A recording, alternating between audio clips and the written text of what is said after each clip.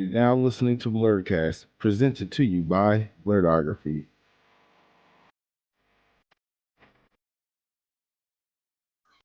Like you would think by this point it's an act or something, but it's not. Like I literally just did this. I stumbled and we just started the show and boom, boom, boom. It was great.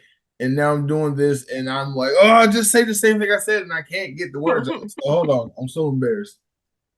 You'd think by now you'd have like a script, like how you And have I scripts with do. jobs and stuff. I do, and like I always go off script or I ad lib, and I just like because it's not like a script; it's an outline, and I'm like, all right, talk about this, have your talking points, here, taglines, bam, bam, bam. I'm just like, but I hate it all now. Mm-hmm. Oh well. But welcome to Blerdkast, everybody. That was an interesting intro. I'm just use that. I'm just go with it. But everybody, welcome back to Blerdkast. This is going to be a great episode because I am joined by my special guest and my friend Sarah. Welcome back to the show. Hello. Glad to be back. It's been a hot minute. Yes, it's been a minute. If you haven't seen Sarah's interview from last year, please go check it out. Season 1 of Blerdkast, that's now available everywhere. I mean, it's been available, but go check it out. We talked about a lot of good cosplaying stuff. But what have you been up to since we last saw each other? Spoiler, we saw each other at Dragon Con too, which was amazing last year. And can't wait to do it again this year with you. I'm trying to remember what I was working on when we last did that. I can't remember if it was my last big project or the one the year before that. It might have been my last big project that I was working on. I finished that one. That was Carmen from Spy Kids. Okay. Spy Kids 3D. I finished that one last year in time for Dragon Con. I've only worn it once so far, but that one I'm going to be competing in at the end of the month at Triad Anime Con in Winston, North Carolina. So that was fun. That was a challenge. That was one that my dad got to help me work on. We spent a lot of time together building this giant arm rig for this giant glove. And yeah, it was my first full foam armor build, like head to toe foam, basically. That was fun. And since then, I've just barely started working on my new build. Procrastinating a little bit too much as usual. My current build I'm working on is an original character, the Lady Knight. Okay. Yeah, let's see. I've been working on those keychains. I've been hyperfixating on making these keychains since November, still making them. I've been meaning to ask you. I know I said I wanted to buy one, but I kind of changed the one I want. Like, can you make one representing all 4 bending styles? Oh, that's a challenge. I can try. Gosh, that's gonna be a wide one. That's gonna be a lot of colors. I can try. I can try. Challenge accepted. Oh God, that's gonna be really hard. Well, maybe not, because they're not that long. I think I can make that work. I'll have to think about it, but I can make that work, I think. I made a Kyoshi Warrior one for another person already, someone who wanted to buy one at Cabbage Con. So I'll be bringing it out with me to Cabbage Con, assuming I get my hotel situation figured out. That's next month. Okay. Okay. Yeah, shout out to Cabbage Con, the Avatar Fan Con in Columbus, Ohio, of all places. So I've never been to Cabbage Con, but every year you like really talk me into trying to go. So let's talk about Cabbage Con. Let's give them a little Yeah, so shout this out. is the second year that they're having it. Last year was their first ever one, and it was super fun. Like the vibes, immaculate. Like it was a small con, and it was really casual, and they didn't have a lot of guests, but it was really like chill, and like everyone there was like such. It was like really good vibes, and it was neat to go to a con where everyone's there for the same fandom. This year's gonna be a little different. One of their guests had to drop out. Sifu Kisu, who invented the bending styles, the martial arts consultant. He can't make it, unfortunately, this year. He dropped out recently, but they got one of the voice actors there. I believe it was May's voice actor who's going to be there. Okay. So that's cool. I hosted 2 panels with Wes Rez last year, and this year she can't make it, unfortunately, which is why I haven't figured out my hotel situation yet. Um, and that's okay. But we were like the Kyoshi room because we're both Kyoshi Warriors. So like that was really fun. And this year I'm doing a different panel. I'm doing a Con Etiquette 101 panel. 101. I think Yep. that's a very important panel a lot of people need to attend. Yep. When I first got into going to cons, like after I went to like my second or third con ever, I think I was preparing to go to Dragon Con. I think I watched a lot of YouTube videos about that kind of stuff, and I think a lot of people don't do that. And like, there's a lot of like unspoken rules at cons to follow, and if you don't watch those videos and have it spelled out to you, you might not know them. Right. So it's kind of a panel where we're spelling out the social rules for those who need it spelled out. Yeah, um, yeah, it's a lot of yeah, explaining to do. yeah, Like I mean, we both have gone to our fair share of cons and have seen our fair share of let's say mishaps, um, yeah, unfortunate incidences that happen at cons. Both to cosplayers and non-cosplayers alike. You know, people show up and act fool. People don't understand that there's a culture, there's an etiquette to attending these things because you know it's a privilege. You don't have to be there, even if you yeah, spend a bunch of money. You don't have to be there. yeah. I'm gonna try to keep it really positive. I'm gonna try not to tell horror stories, and I'm gonna there's gonna be like do's and don'ts, but like I'm gonna keep it like try to keep it really positive. Even with the don'ts, like there are some like littler ones that I think people don't talk about or they should. That's like a little bit beyond cosplay is not consent, like the unspoken rule that you shouldn't give critiques about someone's cosplay unless you ask first, or like give advice unless you ask for, like unless you get their consent to receive said advice, because like that can just like come off as mean even if you don't mean it to, or if you're just trying to be helpful, like especially for younger cosplayers or newer cosplayers, like getting your cosplay critiqued when you didn't want it and like someone picking out the flaws doesn't feel good. But like as more experienced cosplayers, at least for me and a lot of my friends, we want to share our knowledge with the newer cosplayers and help them grow, but you need to ask first Right. before you do that. I agree. I agree. I 100% agree. So yeah. So since you brought up your Kyoshi Warrior cosplay, since we last talked to each other, this big thing happened on Netflix, and I kind of want to pick your brain about it before we start talking about some other stuff. So, Netflix released their Avatar: The Last Airbender live action remake or Mm-hmm. reboot, whatever it is. They released it, and it happened. Mm-hmm. A lot of people like it. A lot of people hate it. I don't know. So I want to pick your brain about it. You mentioned the pre-interview that you saw it. So go Mm-hmm. ahead. This is your floor. Spoilers away. By for anybody who hasn't seen it, it's been out for 2 weeks. You should have seen it by now. Spoilers. Go ahead. Give me your initial thoughts on it. Overall, I enjoyed it. But there are things I would have done differently if I was making it. I'll just say that. There were some things I really enjoyed seeing on the TV, like, you know, the things that are more fan servicey, like the my cabbages, and just incredible. The effects, you know, the effects, the landscapes, all that was great. I think most of the acting choices were like the actors, the casting choices were great. The writing could have used improvement in some areas. Like I think a lot of people are bashing Sokka's actor, and I think him as an actor and his portrayal within what he was given to work with was fine. I think that he had some lines that didn't land, and it wasn't his fault. Yeah, uh, I actually think Sokka's actor was one of the better 3 or 4 actors sure. out of everybody, especially with the main cast of characters. Because Hmm. Katara, on the other hand, I would say she could use a little work. Yeah, But again, she's it's not her fine. fault. They're working with what they're given. It's more the writing Hmm. versus the acting. But I didn't get Katara from that actress. But Sokka, I was like, I like this take on Sokka. It sounded like he kind of had a slight lisp, but I think that kind of added to his character a little bit. And you're right, some of the lines didn't land, some of them did feel forced. Hmm. But then like he had like a couple of good callback lines, like the pip pop yeah, yeah.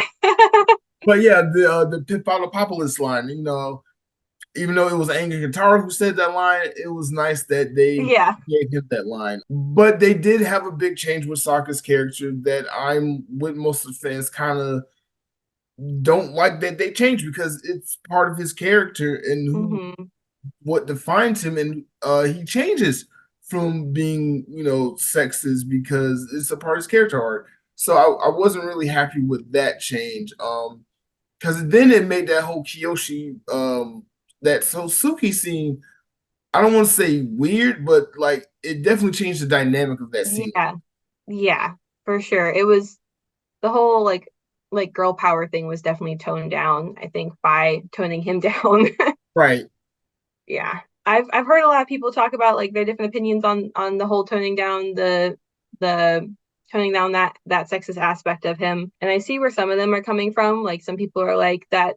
I've heard some people say that character arc was fine 20 years ago, but we've done it. We've done it in a lot of media. And I get that, but it's still a relevant character arc today because there are Right. still a lot of sexist men in the world. Unfortunately. Right. I've encountered some of them. And then to bring up that they eventually use that in the last two episodes when they finally get to the North Pole, and the whole culture is sexist. It's like, well, what was the point of taking Sokka's sexism away when it's a cultural thing? It would have made perfect sense to leave it in there, and it would have built up to that moment at the end. We would see that Sokka's starting to change his ways. Now can they get a culture to change their ways? So I felt like that was definitely a big something they definitely didn't need to change at all. Yeah. I think that they definitely took a lot of things out that I would have liked to see in. I'll put it that way. I've also heard a lot of people critiquing the costumes, which I see some of and I don't get some of the others. Maybe the parts I don't get is because I'm not a fabric-based cosplayer.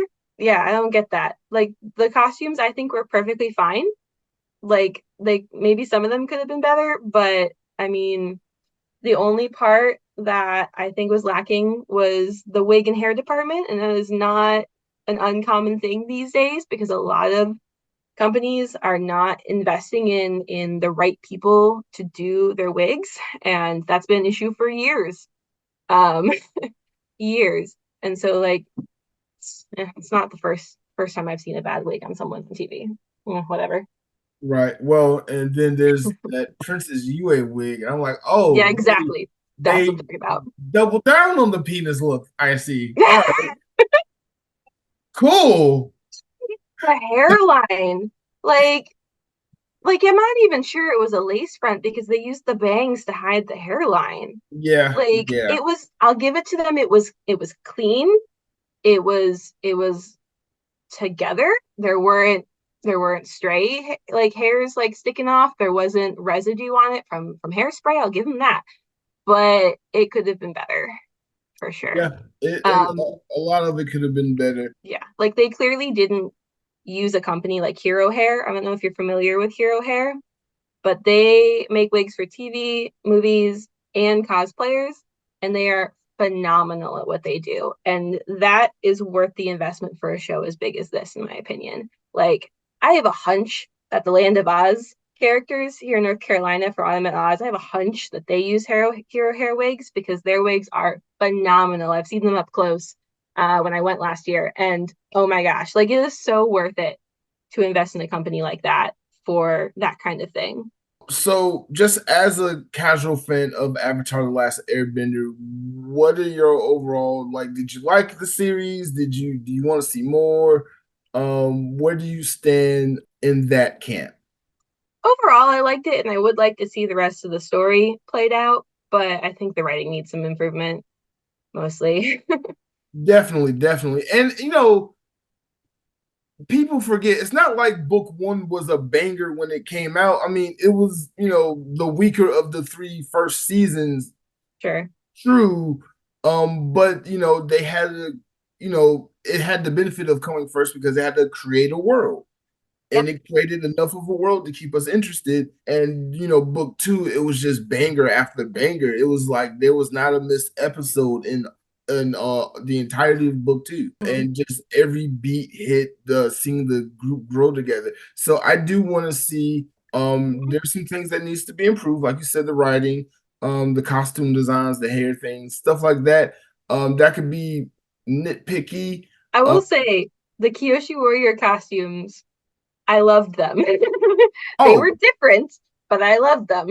When I first saw it, I was like, I can't wait to talk to you about this because I'm sure you're gonna create either a second Kyoshi Warrior Oh cosplay God, I to can't put mimic grandma that. through that. I Oh, cannot put my grandma through that. Oh my gosh, those cosplays are far more intricate than mine because mine is more accurate to the simplistic design that is the animated one. The I think that if someone were to do that one really well, they would need to do it out of real leather. And that is not one of my grandma's areas of expertise. And that is not really something that I want to dip my toes into just yet, oh, let alone a full body armor of leatherworking, because there is so much detail on those cosplays. However, there was one detail that I could not see that I missed that I wish they would have included. I could not find the emblem on the bracers. I didn't see that. And that's actually kind of important because, when she's describing in the show the gold thread and the gold symbol, the symbol, if I remember correctly from my research many, many years ago when I made this cosplay, was that the gold symbol on the bracers is the symbol for Kyo, the first part of Kyoshi. Um, okay, I didn't know that. and I'm trying to remember what it means. I think it means island. I'm probably wrong, but it's and I think that's an important part of it is to include that one symbol on the bracer. But the rest of it, like I didn't mind that they made it more brown, like than in the show. In the show, it's like that dark brown, almost black, to the point where you can get away with doing it in black, like I do. I didn't mind that they changed it. Didn't mind that they made the bracers lace up. Oh my gosh, that must be like so nice. Mine are Velcro. But yeah, no, I really liked the detail they put into it. I think they were really nice. Okay. Oh, and the makeup. The makeup was great. When I first saw the trailer, I was like, oh my gosh, I want to know what products they use. And then I found a clip of them doing Kyoshi's makeup from behind the scenes, and it was airbrushed. The white was airbrushed. And I was like, no wonder it's so smooth and beautiful. They airbrushed it. Um, but Is yeah, that something you think you can implement into your cosplay? Is airbrushing the geisha makeup on? no. Airbrushing yourself was really hard. And the way that they did it was they did the eyes first. They did not do the red over a white base like I do. They do the eyes first. So when they're doing the white, they have to try to get that line really clear, like clean where the white meets the red. And that's really difficult for I think anyone to do on themselves. How do you do that without getting any overspray in your eyeballs? Like I wear contacts. I'm scared of things getting in my eyes. I don't have any interest in learning to airbrush makeup onto myself personally. I'm happy with my method of doing the face paint, honestly. Like it's bulletproof. I've lasted through a 12 plus hour day at Dragon Con with barely any breakdown. Like the only thing that moves is my lipstick. And that's saying something because red and white together is a really hard combo to do and like not have the red get onto the white Right. where you don't want it. And like the sweating that we do at Dragon Con, oh my gosh, like the fact that I can get through a 12-hour day, I'm so proud of that. Like I'll get a tiny bit of breakdown like in my T-zone a little bit, like next to my nose, but that's it. Like and a little bit on my nose, but that's it. Like I got combo skin, and that shit's bulletproof. Am I allowed to swear on this show? Yeah, go for it. Go Okay, for cool. it. So yeah, I recommend to a lot of people who are getting into Kyoshi Warriors, wondering how to do the makeup, to do it the way I do it with the products that I use because it doesn't go anywhere. It's gross. It feels awful, and the process of removing it is murder on my skin, but it works. Oh my God, the pain and torture you cosplayers put yourselves through. I can't wait to get there though and feel your pain once Oh I my God, that's nothing have. compared to some of my other cosplays. Like my Carmen cosplay from Spy Kids 3D is physically painful to wear in more ways than just what I'm used to, which is like my feet hurting. Like it hurts so bad to the point where like I plan my cons right now when I'm wearing it like around how to not wear it for most of the day. Like my plan for Triad is to get like one of the last prejudging slots available at like 4 o'clock because the contest lineup is at 5 and the contest is at 6 because I don't want to wear it for longer than I have to. It Mm. hurts so bad because the glove is so heavy. It's a really heavy 3D print, and Like, I have to basically be resting my arm on something all the time or holding it up with the other arm. And maybe this wouldn't be so painful if I didn't have chicken arms, but I got no muscles in my arms, but it hurts. Like both arms, all the way up to my shoulders and my neck hurt after I take it off at the end of the night. Like for days later, I'm sore because of that weight. So, as a cosplayer, why make a cosplay that puts you through so much physical pain and torment?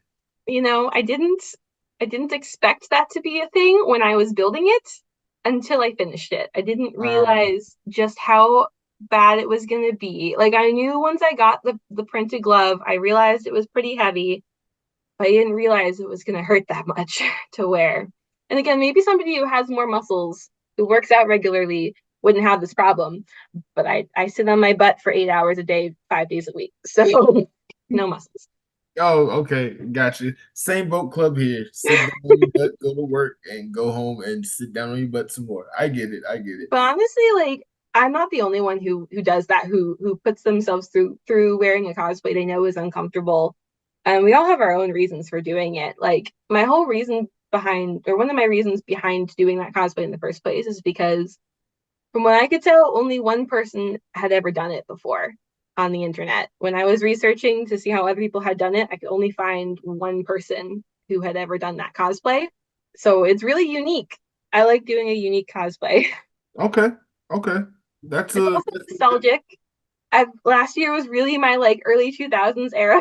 Like I was really getting into the early 2000s cosplays. Like last year I did that one, Shigo, and an original character from Xenon. So yeah.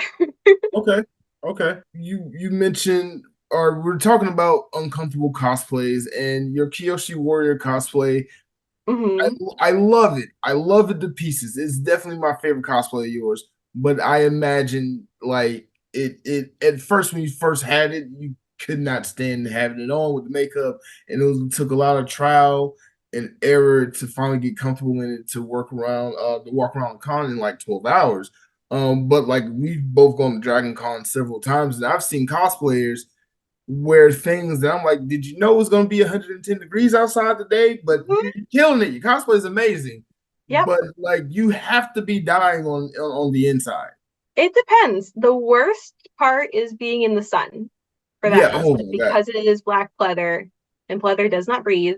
Um, but when it gets hot, like that in my feet, because my feet are black tabby boots, they get hot too if they're in the direct sun. But as long as I'm not in the direct sunlight, it's not too bad. I get really sweaty, I'm gonna be honest, because it doesn't breathe whatsoever from, upper chest to just above my knees. That's all pleather. However, I have fans on me at all times, so I can fan myself. I'm not afraid when we're out in the sunlight to like lift my skirt and fan underneath my skirt because it's so freaking hot under there. I'm wearing shorts. It's fine. I have like 7-inch shorts on under there, but like it does get really hot, sure. But like when people ask me like what's your favorite cosplay, my first thought is they're all uncomfortable in different ways. I can't pick a favorite, I can't pick a least favorite. They all hurt in different ways and I all love them in different ways too. So like that one's got really comfortable shoes, believe it or not. And some of my cosplays in the past haven't had really comfortable shoes. Shigo's shoes are not comfortable. Barnum's were one of the worst I ever had. My gender bent PT Barnum boots, those were really bad. Not as bad as when I used to wear heels, but that was the worst. But everybody talks about their cosplay shoes, so I won't talk about that too much. But like some that are more comfortable in some ways hurt in others. Like my gender bent Rufio cosplay in a lot of ways is really comfy. It's not super duper hot because it's sleeveless, and it's got a bit of a midriff. My legs get pretty warm because I got 2 layers on. I got leggings and pantyhose underneath, and the shoes are comfy because they're sneakers. The part that's uncomfortable is the fact that I can't turn my head. Like I can barely move my head left, right, up and down because my wig is trapped underneath my bamboo collar. And so it makes my neck hurt really bad. But the rest is pretty comfy. Okay. So But yeah. it has to be a passion of love in order to put yourself through that type of punishment, like con after con after con, day after day. And you do cons. You don't just go for a couple hours and then go home. You get the hotel, you pack like different cosplay per event in a different day, rather it's day or night. You take this very seriously. So I What? commend you. I Not don't only know. you. I thought this was normal from the beginning. Like when we first we went to our first Dragon Con and we'd see people's lineups being posted of, day one, night one. And I'm like, okay, that's what you're supposed to do, right? So the second year we went to Dragon Con, both my dad and I had cosplays for every day and every night. Occasionally like I'll wear one twice during that weekend, but like after the first year, we were prepared. Like we just thought that was what everyone did. No, no, you're right. It's put this in your etiquette panel. Like, yes, you're supposed to cosplay different cosplays at different times of the day. This is high geek fashion. So yeah, definitely add that for your panel. But since we're talking about Dragon Con, I love Dragon Con with all my heart. It's my favorite con to go to. And Same. I love it because, man, you do something so special there every year. It has easily become my favorite thing to do at Dragon Con, and that's our annual Avatar: The Last Airbender Legend of Korra cosplay shoot. Yep. And we did it last year, and I think last year it was as big as it ever was. We moved to a new Yep. location. I definitely died in the heat after Yeah. the shoot. It Yeah. was crazy.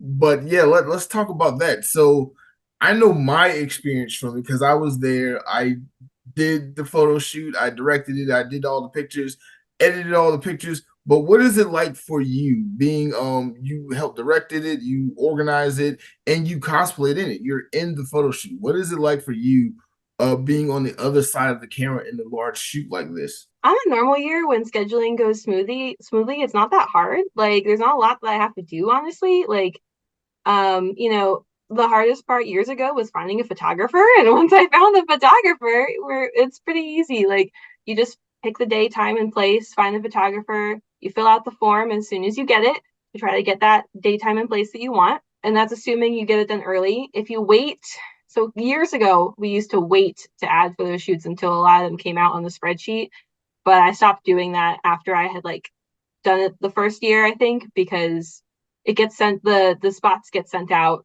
the signups get sent out first to people who had done it in years past. So I get to do it right away, which is great. I get to fill it out. So we fill out the form, you send it in, and you hope that you don't have any scheduling conflicts with anyone else. And if you do have a scheduling conflict, they email you back. Bill gets back to you, and you just figure it out. And so far, so good this year. I haven't heard back from Bill, so I'm hoping for both of the ones I'm organizing this year. So far, so good for scheduling. Last year, I organized the 2 or 3. I think it was 3. Or that was 2 years ago. I don't know. I'm really trying to not do too much. This year, I'm doing 2, but I'm not doing the parade this year.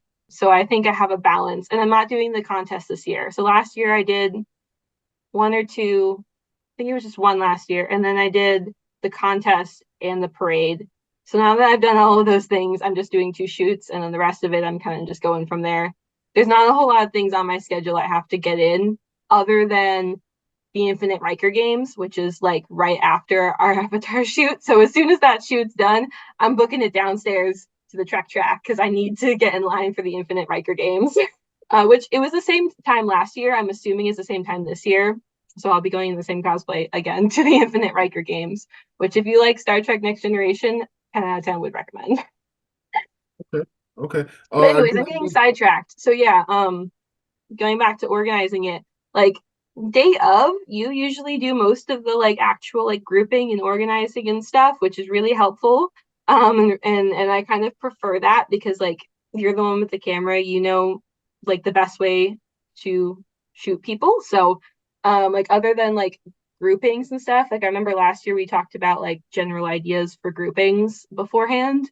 But Avatar is easy because it's like you got the 4 nations and then you got like the certain groups that are like canon groups, so it's pretty easy. Yeah.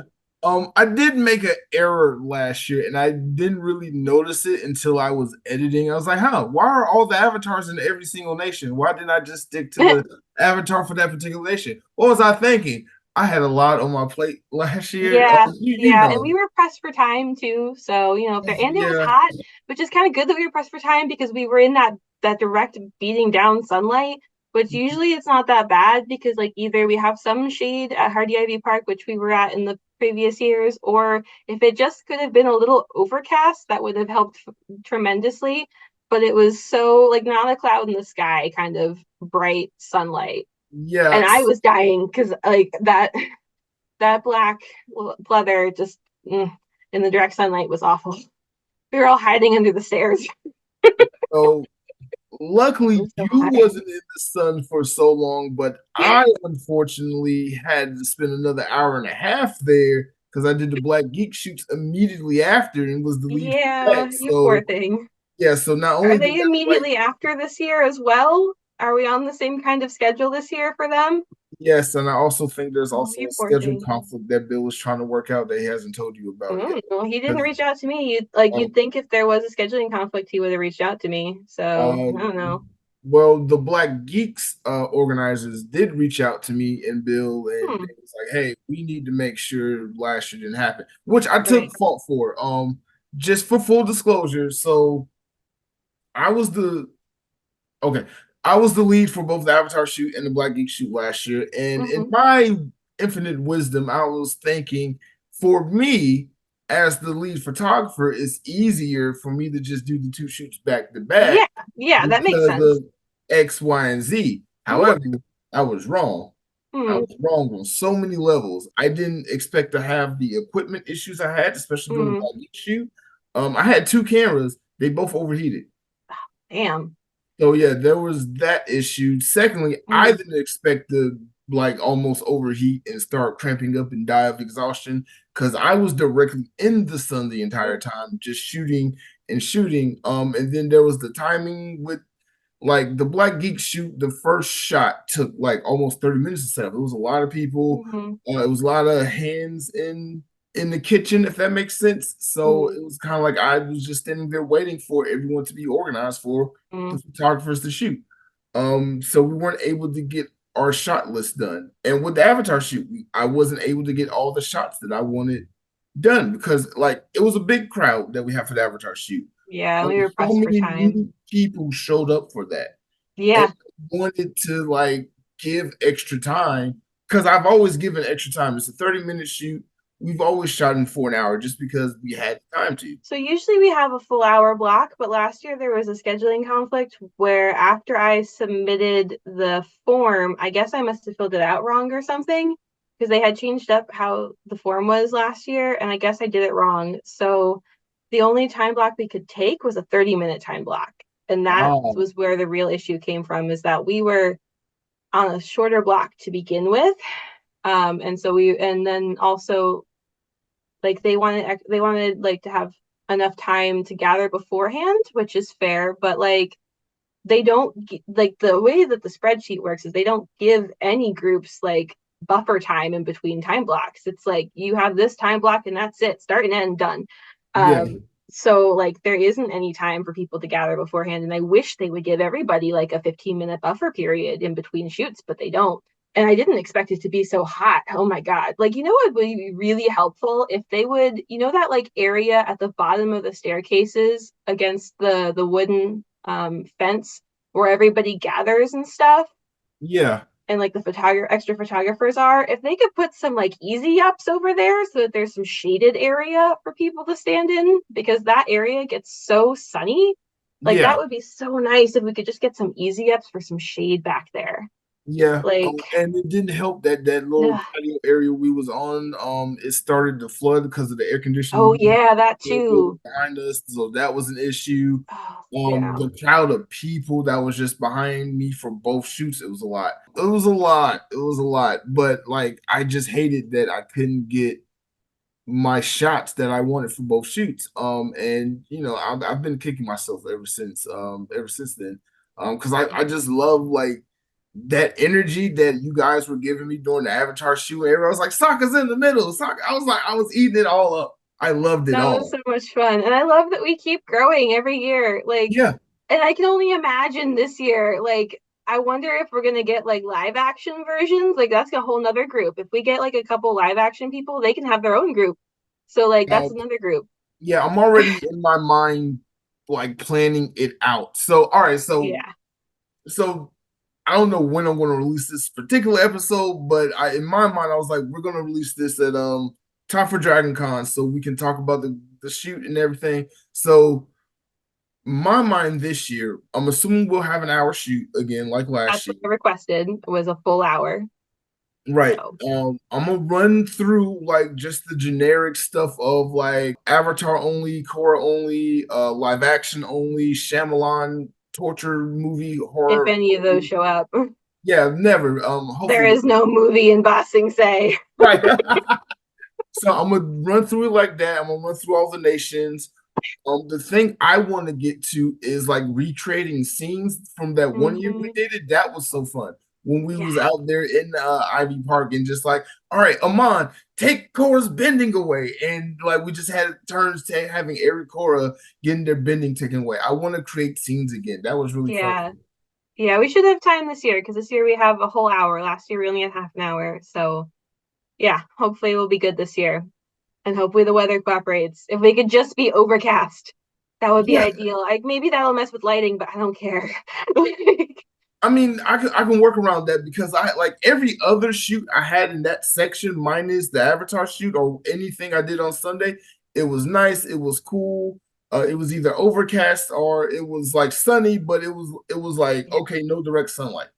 Yeah. Every other shoot was fine. Friday and Saturday. Yeah.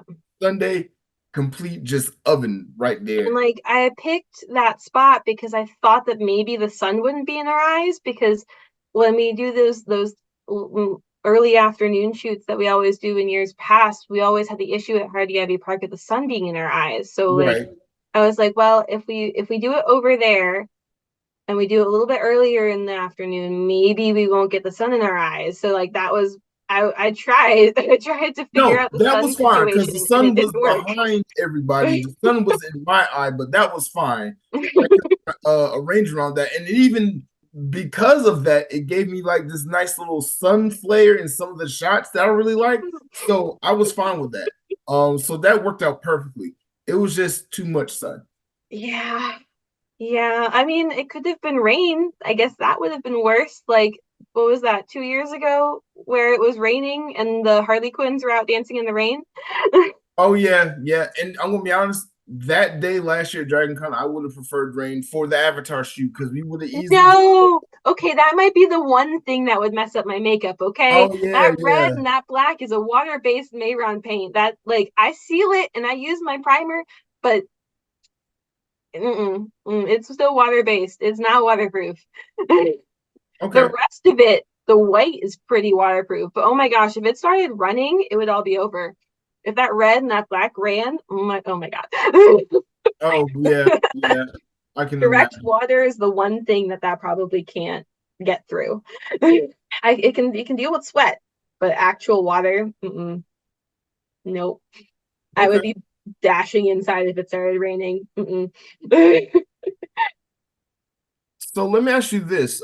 Since we organize and work on the Avatar shoot every year, what's something new you want to add to the shoot this year? Because every year we grow and we grow, and we try to incorporate new things. And now, finally, for the first time, we actually got a bunch of new stuff we can incorporate. What's something you want to see or do to make this fun for the rest of the I cosplayers? don't think we've done it yet, but I think it would be a hilarious to recreate that meme. That's the the guy and the girl, and he's looking back, and she's going with Sokka and Yue and Suki. I Okay, think I think a Sokka love triangle meme would be hilarious. okay, we can do that. We can definitely do that. Um, or any kind of like love triangle thing with the three of them would be hilarious. I think that's the only thing I can think of off the top of my head. We haven't done that yet. I'd always love to do more cabbage stuff.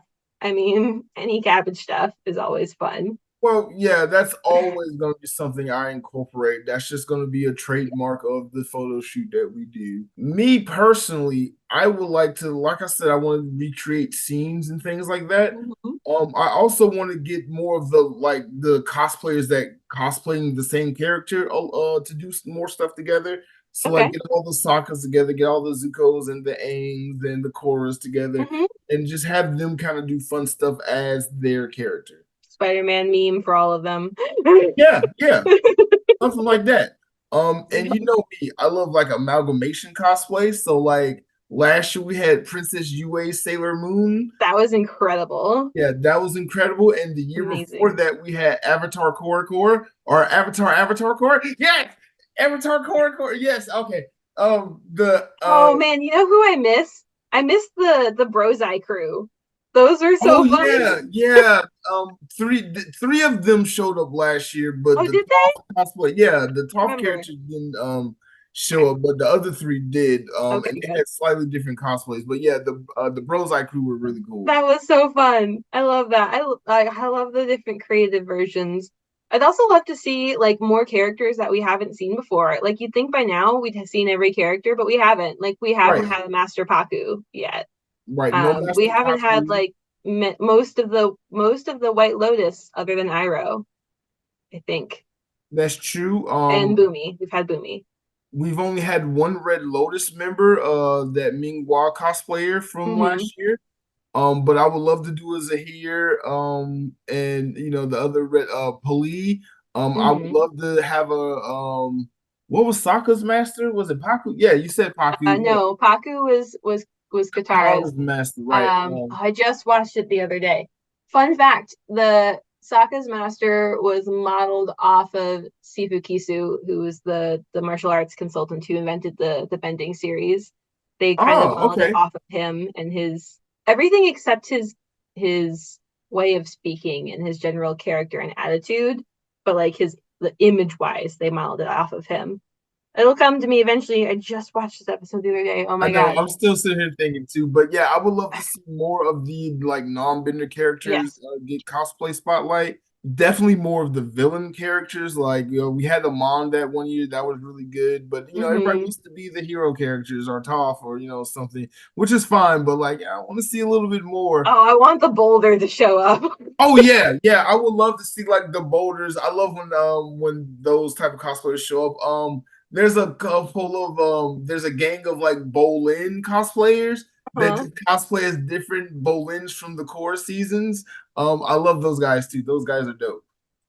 And then I love like the creativity Hmm. that a lot of the cosplayers have. Like one year it was an Avatar Kyoshi cosplayer. He had like the fans with the flames and the ribbons, and I was like, Hmm. oh, I love that. And the year before the waterbenders, they had the Hmm. waterbending scars on the yo-yo things, and they were just spinning around. I Yeah. was like, I love that type of creativity in cosplay. Hmm. Yeah, that's really fun. Didn't we have a turtle deck last year? Or was that the year before? I don't remember. I I think think that one had to time we be had a turtle deck. We've had appas. I don't think we've had a Momo, maybe. well, we had last year we had like a stuffed Momo that somebody dropped. Yeah. Oh my And gosh. Also, last year at CabbageCon, there was someone who came in a cabbage ball gown, like made out of fake cabbage leaves, and it was incredible. see, yeah, I would love to see some stuff like that. Come to CabbageCon with me. Oh, okay, okay. And so She's it's in gonna be back. April. Everything is She there's bought a lot one of of my stuff happening in keychains. April. A lot of stuff is happening for me in April. I wish I could. I really wish I could. One I year, have so much going on, like starting this month, like until like June or July, I think. I've got a couple months where I've got like every weekend back to back to back. Again, I said I wasn't gonna do that to myself after doing that last year for like 6 months, but I am by accident. Like, so this month I've got 3 cons I'm going to. 2 of them are single day cons where I don't have to be there. Well, one of them I have to be there the whole day, but it's local. And the other one I have to be there for most of the day. But I got 3 cons this month. I've got this weekend. I've got the one that's an hour away where I'm going to be doing my makeup and body paint 101 panel, and I'm also judging the contest. That's a local Comic Con, and then I've got another local Comic Con after that. I think a week or the week after. I think here in my town where I'm judging the cosplay contest for that one, and I'm also doing a panel like a casual panel with the other cosplay or no, I'm not. I might be judging this one. I'm not sure. The original plan is for me to come as a cosplay guest. But if they need a judge, I will step in. I'm like a backup judge. But I'm going to be there as a cosplay guest with the other cosplay guests and judges, and a couple of us are going to do a panel of like a workshop, like a casual Q&A, brainstorming, info sharing, kind of like knowledge sharing panel. And then I have a triad at the end of the month, which is a half an hour away, and I have a hotel. So like I'm going Friday through Sunday for that anime con. And for that one, I'm doing a panel, my cosplay makeup and body paint 101 panel. And then I'm doing the contest on Saturday. And then on Sunday, I'm going to try to do the otaku flea market and sell a bunch of my shit that I have that I need to get rid of. That's just been piling up. Yeah. So I got 3 cons this month. And then next month, I've got probably an airsoft game and a paintball game. Oh, yeah. Also, this weekend is also work day for the paintball tank. And then next month, I've got stuff like on every single weekend, too. Except for one. Oh, yeah. I have Cabbage Con. Duh. Next month, I have Cabbage Con. The weekend after that, I'm hopefully building a sword with my dad. And then I have an airsoft paintball game, and then I have an airsoft game the weekend after that in May. This is my busy season, and like my off season is ending, and I feel like I didn't do nearly enough work on my OC, and now my off season is ending. So I might get another off season this summer, but probably not because I'll be con crunching this OC to finish it by Dragon Con. So especially if I don't get to build the sword next month like I planned, and that's all depends on my brother. Because my brother is 3D modeling the sword hilt. And I asked him if he could finish it by the end of March when I gave him this project at Christmas. And he's been ghosting me because he probably hasn't had enough time to work on it. So I don't know how it's going. But I asked him to get it done by the end of March so that we've got 2.5 weeks for our friend Chris to print it and get it to us so that we have it in hand before we build the sword blade. Because we haven't done that in the past. Last time we've made a sword. And this version is going to be different because my brother had this idea to make it more solid where the sword blade like screws in to the end of the hilt, the pommel, so that it's really solid, but it's threaded. So that means we have to thread the piece of metal that sticks out of the back of the resin casted sword blade. So I really want to have this whole hilt in hand. And we set a date, April 20th, to make a sword, to make the blade. But we'll see. We'll see if that gets pushed back or not. But, you know, the sword, the sword we could theoretically make in like a weekend or two, including painting. But I need the hilt first. And I don't know how to 3D model. So my brother, who went to college for that, gets this project, but he's going through a divorce, so he's very busy. So there's that. He's also moving, so there's that. So I can't really blame him, but he did say he could probably get it done by the end of March. Oh, my grandma's also involved in this build too. So she is building me a Regency era short stays to use as my base for my my chest plate, my chest armor. And I asked her to finish that by the end of March as well, which as of recently, she says she's about to ship me the test version for fitting. She lives in Connecticut, so we can't do actual fitting. So she's sending me a test version. And assuming I find time as soon as I get it to try it on and give feedback, then hopefully she'll have that done by the end of March, which is good because I won't have a lot of time in March anyways to build armor off of it. So it's fine if she's a little bit slow with that part. And then she's going to be making me a cape, a short cape for it, but that she's got plenty of time to do that. So I haven't figured out yet how I'm attaching it anyways. My favorite part about you, outside of your super sunny disposition and just the fact that you just bring sunshine into my life every time I see you. But my favorite part about you is that your cosplay, and not only your cosplay, but your nerdom is a family affair. Like you just said, your grandma's helping you do this, your brother's helping you do that, you're building a sword with your dad, you've done stuff with your dad and your grandma. Team effort. Yes. Your cosplay is a team effort. It's a family affair. Can you just go into a little bit more about just having such a geeky, supportive family and growing up in this type of encouraging environment? Yeah, so I mean, I grew up in a nerdy costuming family to begin with. Like, for those who don't know my backstory, my grandma's a historical costume designer.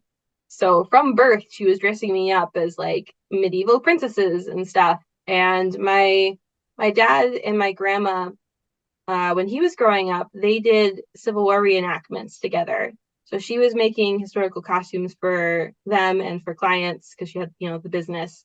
So she's literally a pro. So but she's like 80 now, so she's slowing down a little bit. What can I say? But that's what they did together. And then so growing up, I did Ren Fair every year, and every year I had to have a new costume for Ren Fair. Every year I went really hard for Halloween. Grandma would make me costumes for Halloween, and my mom, would do what she could for making costumes and face painting and stuff. Like the year I wanted to be Frankengirl. And yeah, so I was really into Halloween and stuff. And then I didn't even know cosplay existed till as a, like cosplay in quotes as a thing until high school when the show Heroes of Cosplay came out on Sci-Fi. Terrible show, by the way. I rewatched it last year to watch it from a new perspective, 10 plus years later. I was yelling at my TV most of the time, but that's a whole other tangent though. But yeah, so my dad always, he really liked dressing up for Halloween too, and my mom liked dressing up for Halloween and also Ren Fair. So we were doing that like my whole life basically. And then I didn't do my like so I also am like a naturally competitive person. So when I was in high school, I started doing this thing with my youth group called the Polar Plunge, and it was for to benefit Special Olympics, and they had a costume contest for it. And so I got really into that for a couple of years. My first year, I wore like a mermaid tail that I bought previously, and then the year after that, after winning that one, the year after that, I decided to make an igloo costume out of a hoop skirt and paint it, and that was a lot of fun. And then the year after that, when I didn't win for a third year in a row, because they changed the voting system, I was an ice queen. And that was a lot of fun. Like that was like my first like that one or my igloo costume were probably like my first like almost cosplay. Like the igloo or the ice queen costume, I made this icicle crown out of hot glue and wire, and it was awesome.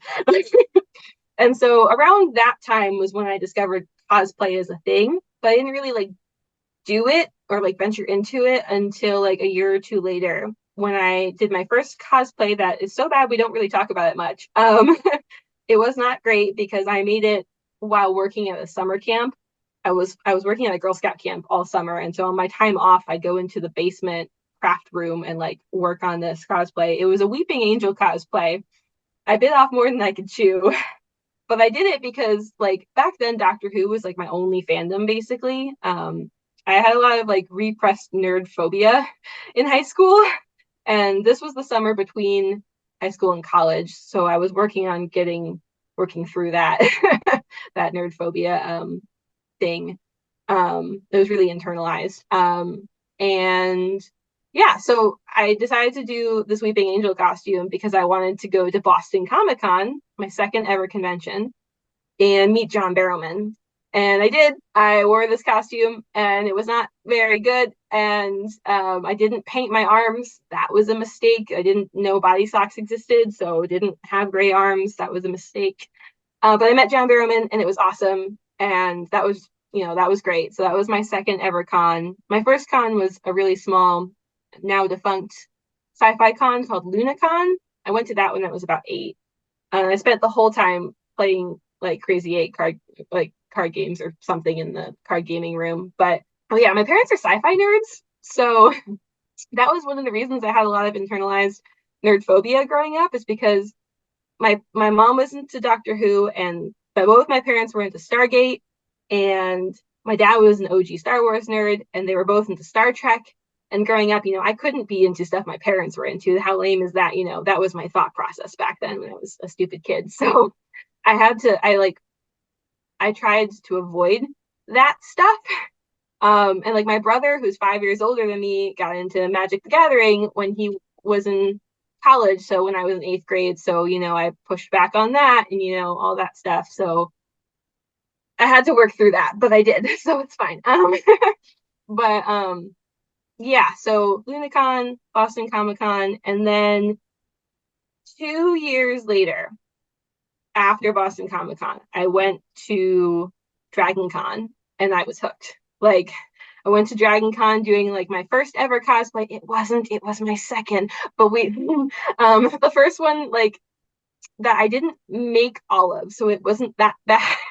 I bought the pieces and I put it together. This is my first version of the Black Canary cosplay, which got better after about a year or two with some minor changes. Wigs make all the difference, as we were talking about earlier.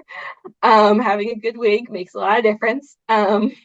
So yeah, like I went there to Dragon Con and I was just so starstruck by all the amazing cosplays around me. And at that moment, I was like, "That's it. I'm gonna get into this. This is my life now." And every year since, I got into Instagram around that time, my first Dragon Con. So like I started sharing my cosplays and stuff.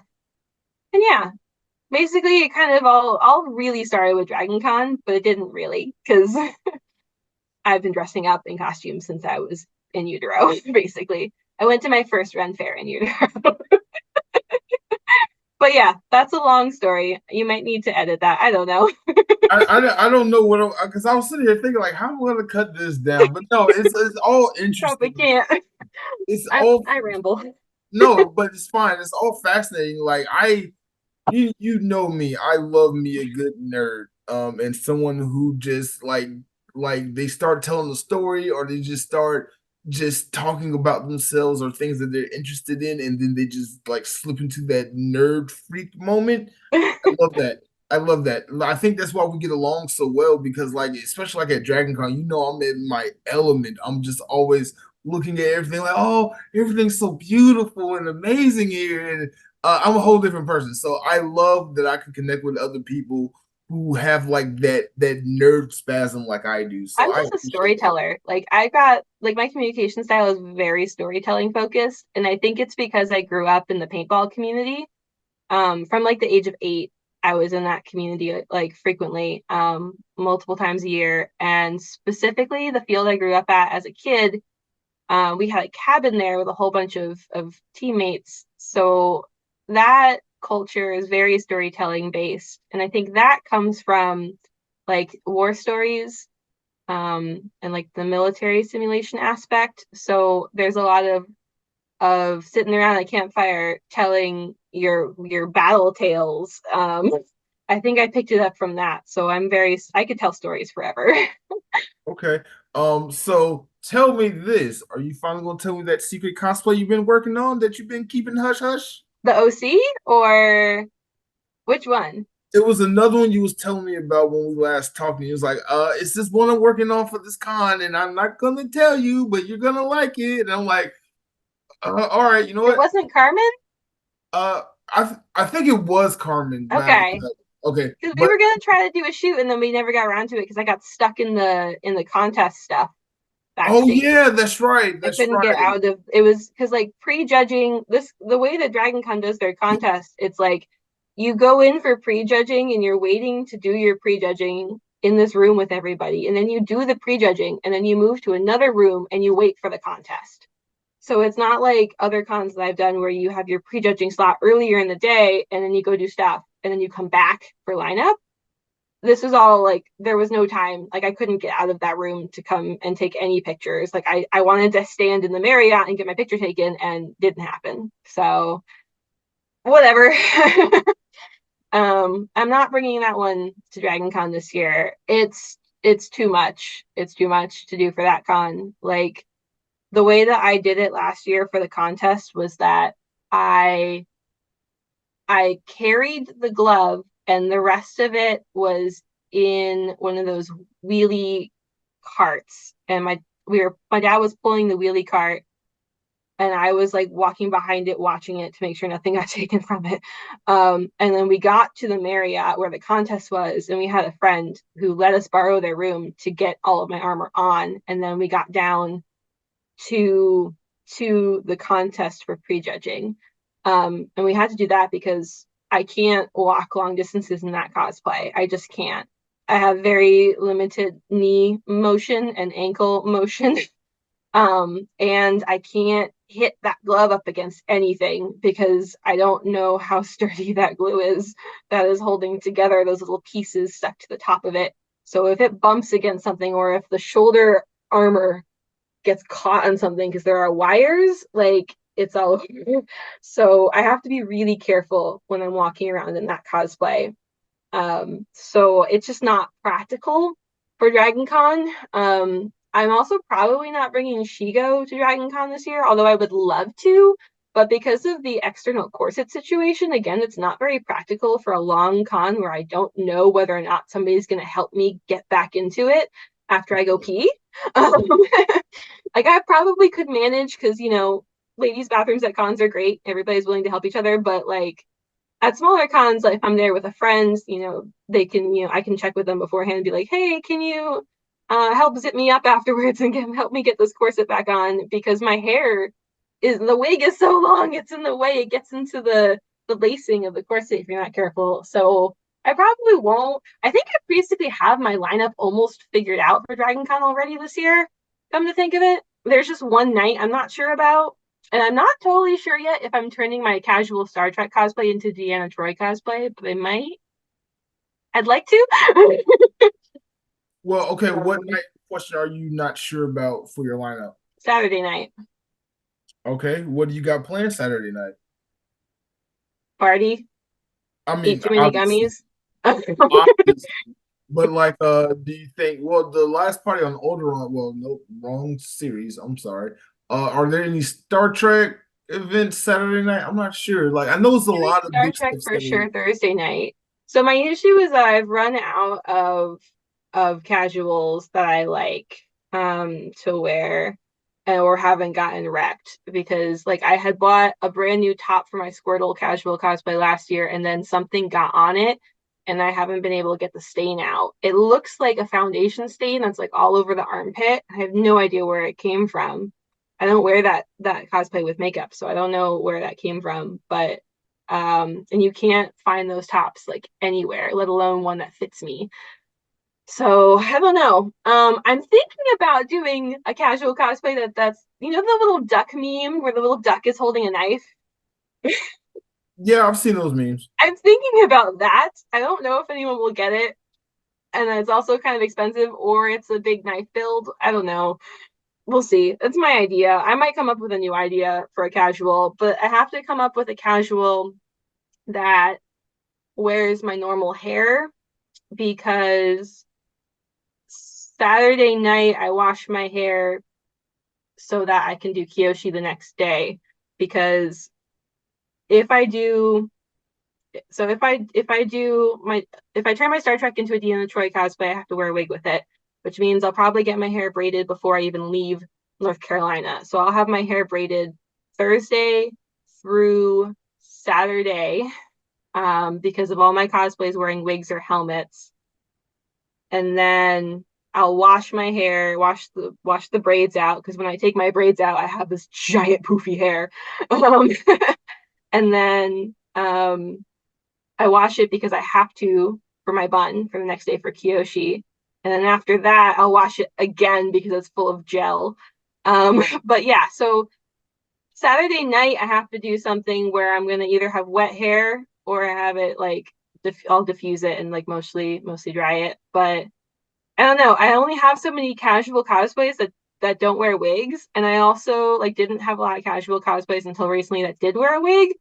Like, I'm trying to figure out what I'm gonna do about my, like, if I turn my Star Trek cosplay into a Deanna Troi cosplay, then and I get my hair braided before we even leave, then I have to figure out what hair I'm gonna do with my reelect Mayor Goldie Wilson cosplay, because that one works with my normal hair. That one works with the poofy post braids hair.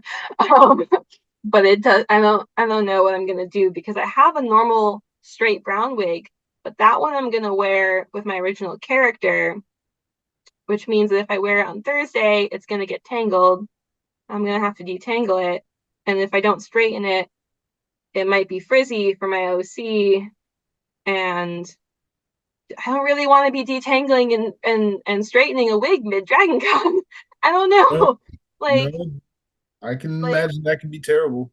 but because I organized 2 of the shoots, it makes figuring out my lineup a lot easier. So I've pretty much already got my lineup mostly figured out. Thursday when we get there, I'm gonna do my Goldie Wilson cosplay just like I did last year on Thursday, and that is super fun. I'll probably wear that one like all day until the night when I don't want to carry around that big sign anymore. Okay. I need to print some more brochures because that was a lot of fun handing out those brochures last year, and I might need more pins. So I have brochures to hand out. I have ribbons, of course, because it's Dragon Con, and then I also, for people who are extra enthusiastic, I have custom made pins, like election pins. So that's for Mayor Goldie Wilson from a campaign person from Back to the Future. And then Thursday night, I'm going to either do casual Star Trek or Deanna Troi. The only difference is wig and contacts and makeup. Um, and then Friday, I'm going to do my original character. Friday night, I'm going to do my new casual one that wears a wig, Mia Thermopolis from Princess Diaries. That was the one I've been trying to get people to guess lately. That one I came up with because I decided I needed a cosplay that wore a wig and glasses and no makeup. Because after wearing a cosplay with contacts all day, I want to strip off my contacts because my eyes get so dry. So that one, Mia, I'm going to do before her transformation, before her makeover. So I got this wig with the poofy hair and stuff. I'm still working on putting that together. But I'm going to have that one together by the end of the month for Triad. And then Saturday, I'm going to do my Rufio. I'm bringing Rufio back for the Friends of Peter Pan shoot that we're doing together. And that one I'm excited for. I don't know how many people are going to show up, but I mean, there's a handful of people on the Facebook pages who wanted to do it. So fingers crossed we get some people for that. So anyone listening, if you're going to Dragon Con, if you do any version of Peter Pan and crew, from any version of Peter Pan, animated, movie, stage, or like Hook, any character like that, come to our shoot on Saturday. And Saturday night is what I won't know about. So after Saturday, I'm gonna be tired, my eyes are gonna be dry, and I'm gonna have to take off all my makeup. So I have to come up with something that wears no makeup and glasses. And I'm gonna wash my hair. So this hair. And then Sunday, of course, is Kyoshi. And then Sunday night is gonna be Kyoshi softball. And then Monday I'm gonna do Logan's Run. So my Logan's Run cosplay is super comfy, except for the contacts part. Okay. If I can offer my advice for your cosplay dilemma, I would say trade an original character.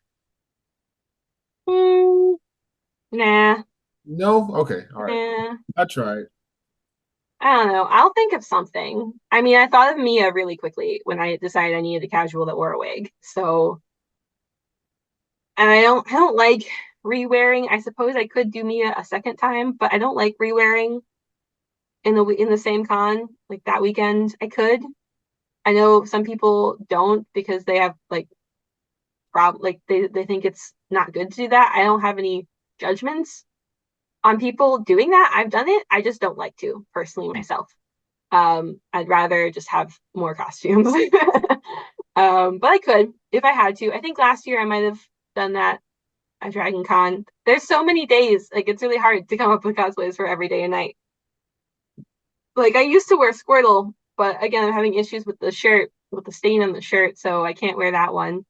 I used to have Jigglypuff, but it was super casual. Like at least with Squirtle, I've got the backpack with the shell, which has seen better days. I tried to touch it up with the paint last year, and it's seen better days. Mm.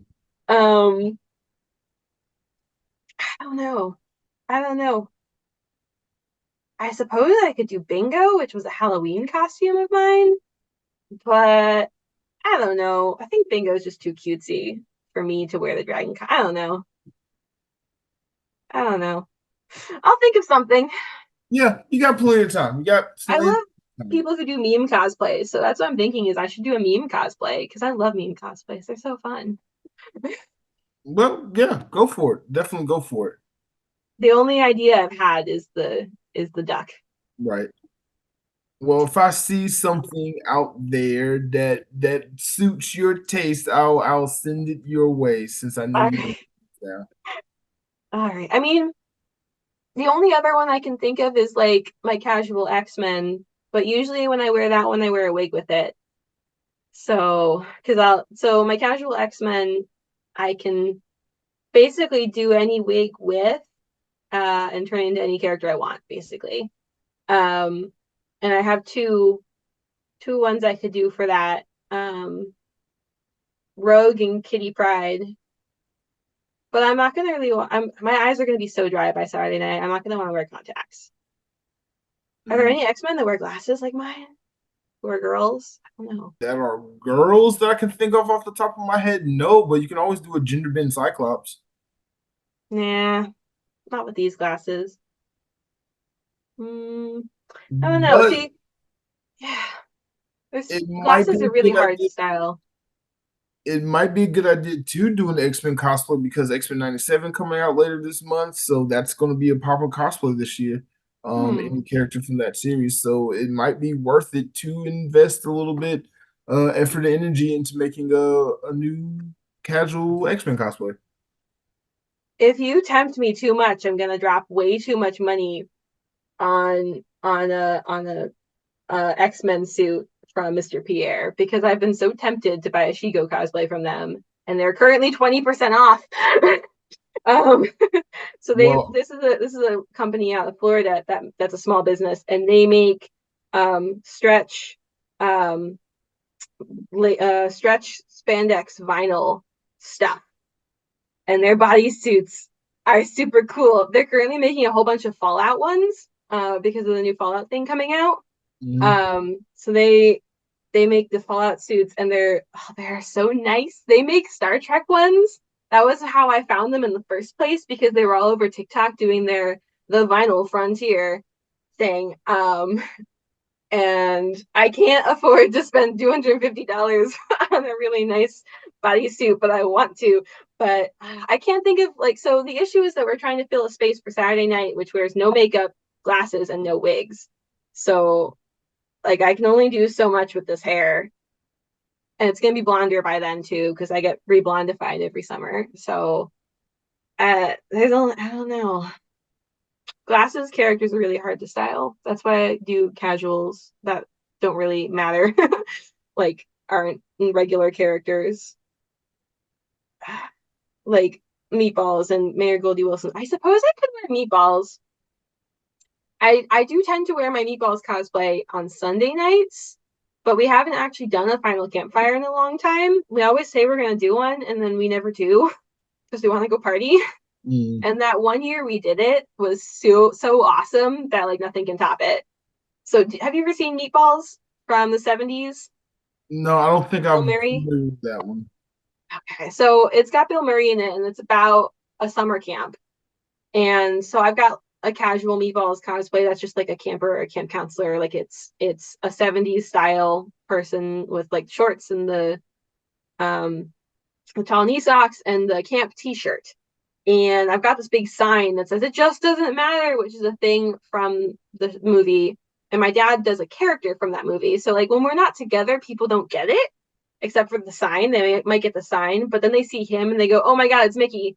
Um, so it's kind of a thing we do together. But one year at Dragon Con years ago, we did a final campfire on Sunday night at the Marriott where we set up in like that little alcove next to the stairs, and we had this fake campfire, and my dad was just standing there holding the sign, and I was sitting there next to the campfire with a bag of marshmallows, Dixie cups, and a bottle of champagne. And anyone who recognized us got offered a marshmallow and a Dixie cup of champagne. And Adam Savage came over and said, "I love your cosplay," and took a picture of it or something, I think. And I didn't realize it was Adam Savage. I thought it was somebody cosplaying Adam Savage because I knew of somebody who cosplayed Jamie Heineman, and I thought it was that. And I'll never live it down. But he loved that cosplay. And then after the con was over, I saw someone posting on one of the Facebook groups saying that seeing that us do that final campfire in those cosplays was like the highlight of their entire Dragon Con. And I was like, you're kidding. Of all the cool things you did, you that was your highlight. That was the best part of your con. You're kidding. Like nothing can top that. I mean, that was so much fun. I'm not gonna lie, especially like at a con like Dragon Con with it being so massive and so many people coming.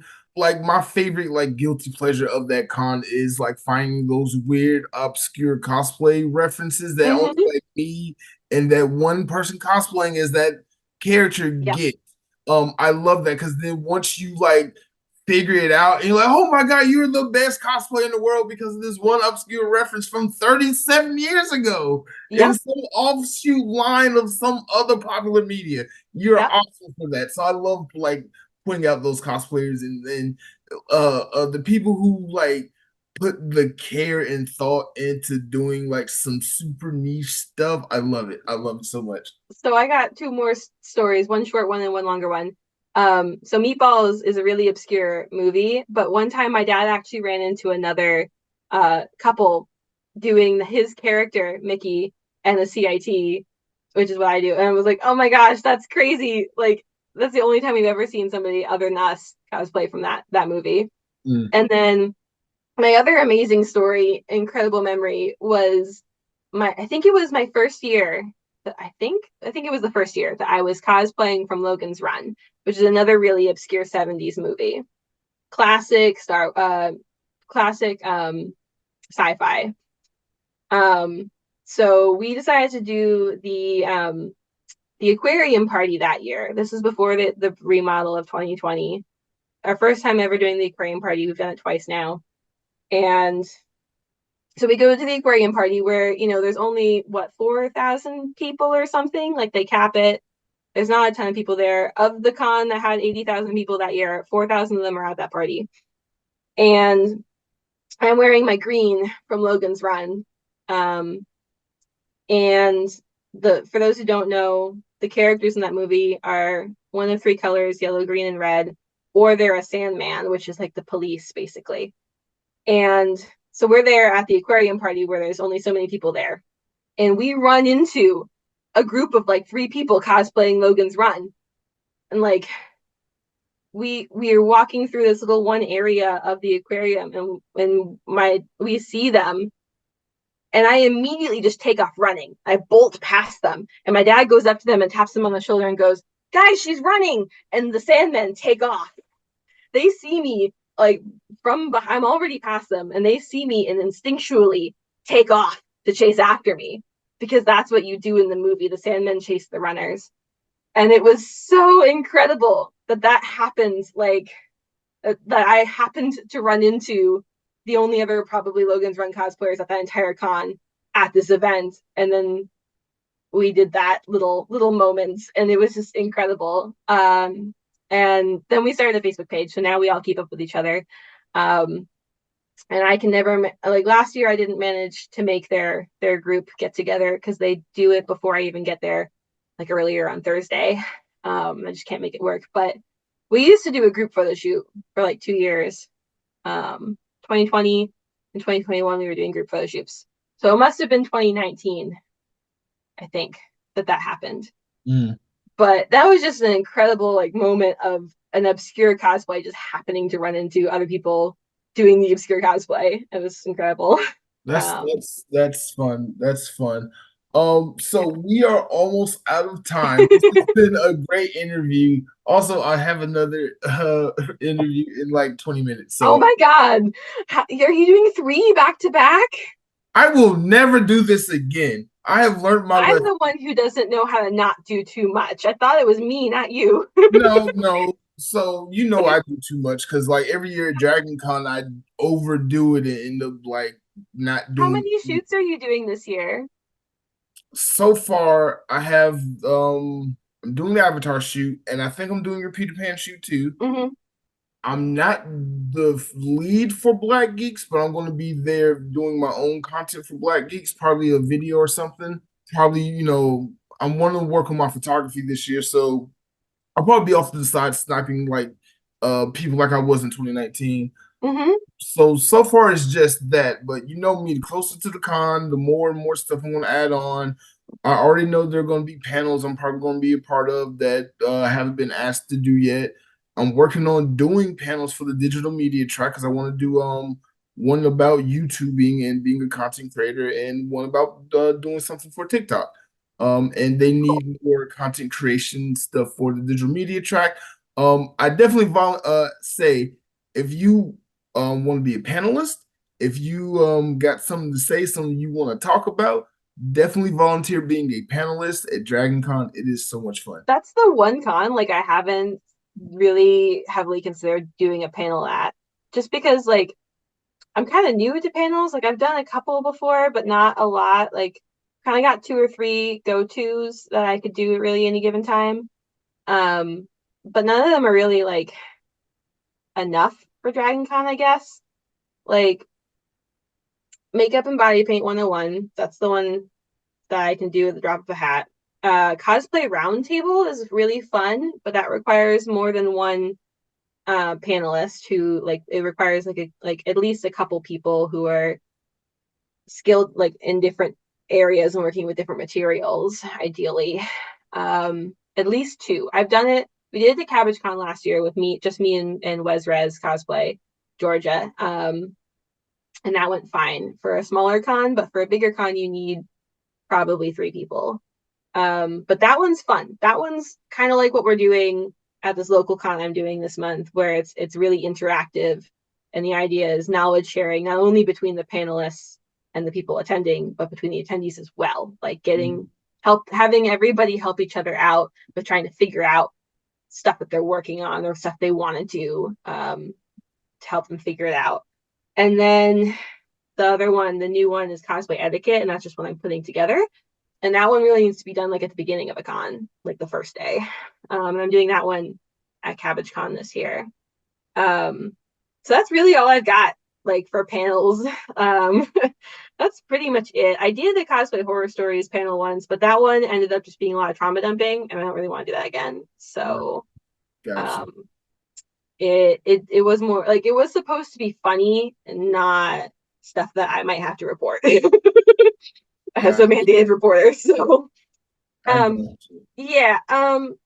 So I really don't have any other like ideas for panels. And then at Dragon Con, to do a panel, you kind of have to be like in the know with the track organizers. And I'm not really like well connected with any of the tracks per se, because I've kind of bounced around so many like tracks every year depending on my cosplay. Like I'm not like my dad who has his main track and then goes to some other panels throughout the weekend. Like his track is military sci-fi media. They're in the Westin. He's there all the time. He's been on their panels before, because his main fandom will always be Battlestar. So that's his track. But I've kind of just like bounced around different tracks, having fun over the years. Like Trek Track has their Infinite Riker games, which I cannot miss. I went last year and I'm never missing it again. It was so much fun. But that's because I started getting into Star Trek actually this year, but I went to Infinite Riker games last year because I love Riker. I hadn't like watched the series, like sat down and watched it, but I grew up with it in the background, so like I was well versed in it enough to go and enjoy that con or that panel. For a good like 2 or 3 years, I was like pretty connected ish to alt history because of my Barnum cosplay. Like it started because I did the Barnum cosplay and I went to their sing along, and that was a lot of fun. And then the year after that, they asked me to come back and like open it with 2 other Barnums to open their sing along events. That was fun. But that fandom has kind of died off now, and I've retired that cosplay because it's too uncomfortable. I gained a little bit of weight, and it's very uncomfortable to wear now. So that one is semi-retired. So there's that. I haven't had an anime that's really held me in a couple of years now. So haven't really done much with the anime track anymore. Yeah, I kind of just do whatever at Dragon Con. I kind of just bounce around whatever panel sounds interesting at the time. Well, there's Yeah. nothing wrong with that. Trust me, I do my fair share of running around at the cons. Like last year at Dragon Con 2023, I did the Avatar shoot. I was the lead. Black Geek shoot. I was the lead. Video game shoot. I was the lead. That was by accident because they just asked me to help them because they sat there and watched me do another shoot. I did the Street Fighter versus Mortal Kombat shoot, which was like really nice and Cool. big, which is how I got the all fighting game shoot. Mhm. The Power Rangers shoot. Oh my God. You know I love Power Rangers, Yeah. right? Yeah. Okay. So that was a big thing for me Yeah. to just do that. And I kind of just walked up to them like, hey, I'm just gonna take this shoot from y'all. Thank you. And they was like, hey, whatever, you killed it. We can't even get mad at it. So Yeah. that was fun. Yeah. I was in the Being a Blerd panel. I was in the Black Geeks of Dragon Con panel, which that got really emotional. I got a standing O for that one, so that Mhm. was really nice. First time I had a standing O as a Mhm. panelist. The Spider-Man shoot. Oh my God, it was a lot of running around. Korean barbecue and other fun activities outside of Dragon Con. So you're not the only one that gets busy at Dragon Con and does too much and is too exhausted. Like I have to take a vacation from Dragon Con because For of all real. the work that I did at Dragon Con. So yeah, I have to take 2 weeks off of work for Dragon Con. Yeah. Yeah. I basically try not to do anything other than work the week after Dragon Con because my social battery is just so depleted after Dragon Con.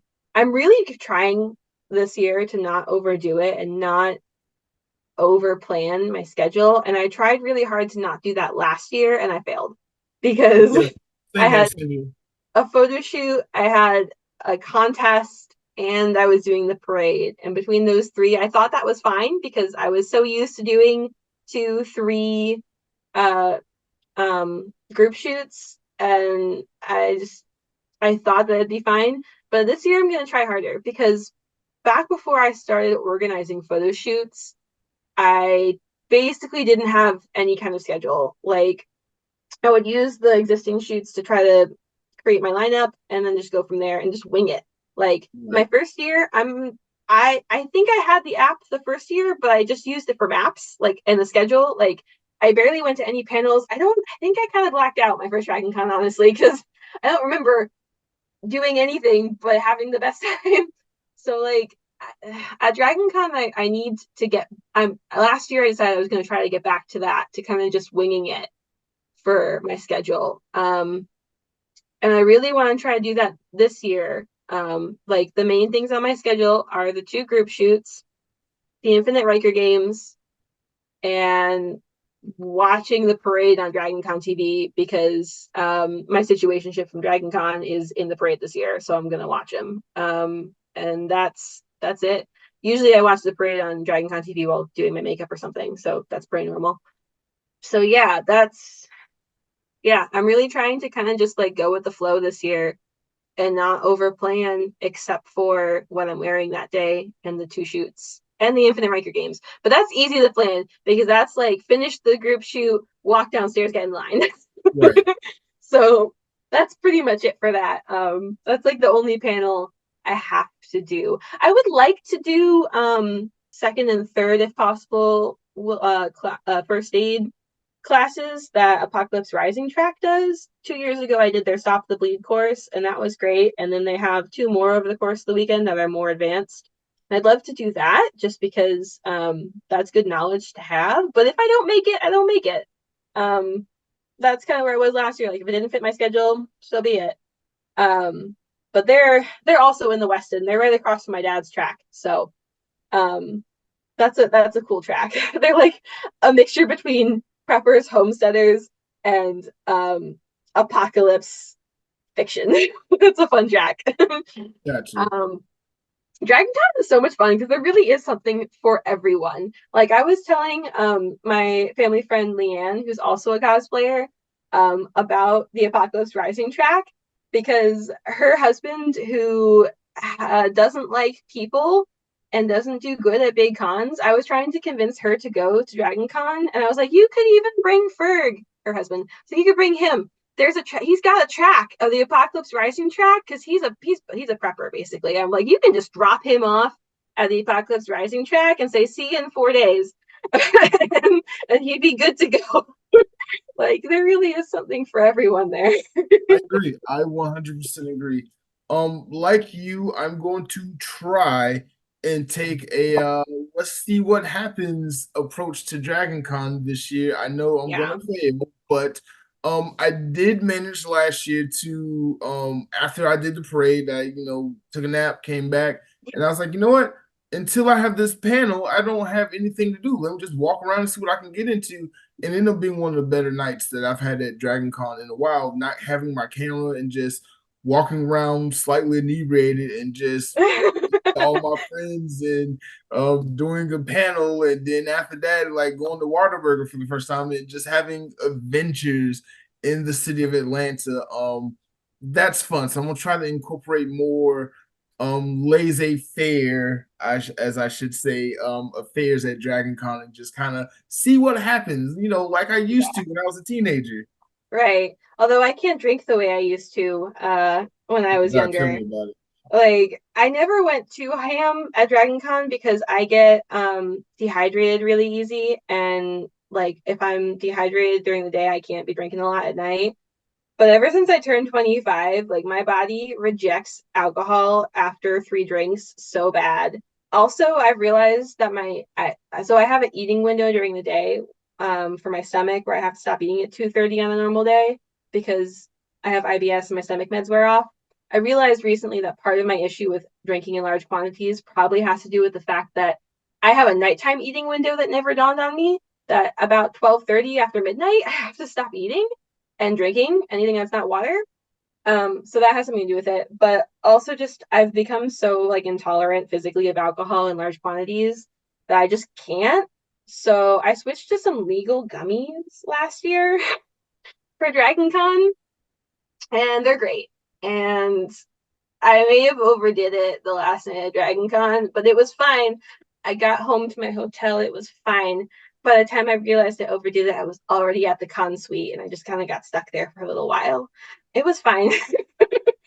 but yeah, that's fun, and I plan on doing that more this year at Dragon Con. I also had an idea about 10 minutes ago, and I Googled it while you were talking for a second on Amazon. Do you have a P.O. box? Because I'm gonna send you one of these for your photo shoots. It's an umbrella that attaches to your backpack so that you don't have I would love that. All over you. I would love that. I don't have a P.O. box. $35. I don't have a P.O. box, but we'll work that out because I could definitely use something like that. Oh my god! You know how many times I've in the picture. Oh wow! Okay. It's for photography. Genius. That's ingenious. So that if we get stuck in the hot beating down sun, you don't overheat and your camera doesn't overheat this year. Yes, that will help me out so much. I cannot tell you how many times I've almost died at Dragon Con from just exhaustion of the heat and the sun. Considering that I was a big part of that last year, I think I owe it to you to get you one. It wasn't you. It wasn't you. It was part of me. No, it wasn't me. It was all me just trying to overdo it and just doing too much. And like I'm Superman and I'm still young. I can run around this con in circles. No, I can't. It's 100 degrees out in the sun. No, not in the sun. But oh my god, this has been so much fun. You fun. also need a Camelback. Do you own a Camelback? Because you need one of those. You should get one. They're not that expensive. I'll look into it. I'll definitely look into it. Because you need one to stay hydrated. Like, I've always got something on me with water in it at Dragon Con, whether it's a themed tumbler or even my Mando's. My Mando's got a Camelback built into it, essentially. So you need one of those. Like, at least a 2-liter. Yeah. So you drink that much throughout the day. Like, it gets warm, but the quicker you drink it, the less warm it is. That's true. That is definitely true. But I will look into that. I'm definitely gonna look into that. But I'll send you the link. Yeah. Send me the link. This is send me the link. But I'm serious. Like, I'll spend the $35. I'll buy one for you because I feel bad that you overheated last year, and it was It's partially because of my scheduling with my shoots. again, no, you are fine. It had nothing to do with you.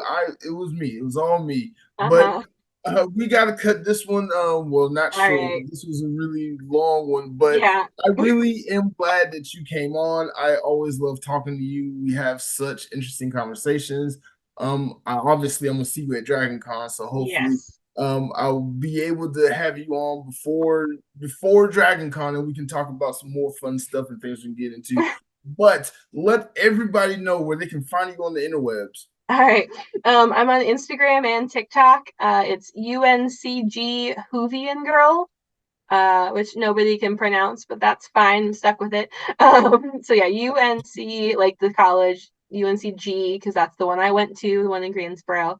And then it's Whovian Girl, because Doctor Who was my first fandom. So yeah, that's where you can find me, is Instagram and TikTok. All right, cool. I always wonder, like you told me where the Hoovian part came from, but the UNCG part, I Yeah. was like, I It's didn't because I get that. went to UNCG and I started cosplaying like while I was there, basically. So Oh, okay. It kind of makes happened. so much sense now. Now I can put the two together. All right. All right. But yes, this has been Blerdcast. Thank you guys for listening wherever you are listening from, whether it's YouTube or Spotify.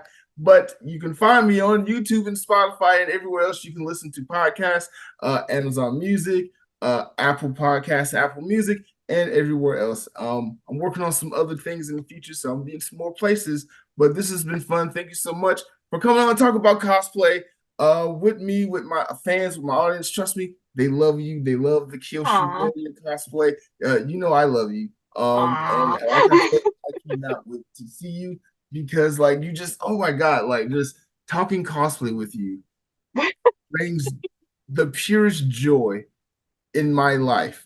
Aw. Like Thanks. I just love it. But thank you so much for Well, coming thanks for on. having me. Can't Thanks wait to have you for again. asking me to come on again. It's been a hot minute. So yeah. No problem. But this has been Blerdcast. Don't forget to stay nerdy. I'm gonna go rewatch Avatar again. After I get done with this other interview Which because one? Now all we of it. can ask.